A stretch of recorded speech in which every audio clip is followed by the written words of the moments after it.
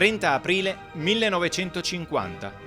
A Roma, la libera CGIL di Giulio Pastore, la FIL di Giovanni Canini e i rappresentanti di alcune federazioni autonome di lavoratori costituiscono la CISL, Confederazione Italiana Sindacati dei Lavoratori.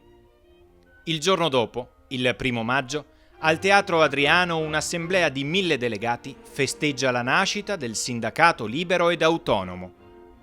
L'anno successivo, a Napoli, il primo congresso conferma la forza del sindacato nuovo.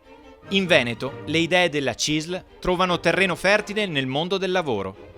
100.000 gli iscritti nel 1950, ma già dal 1959 siamo il primo sindacato.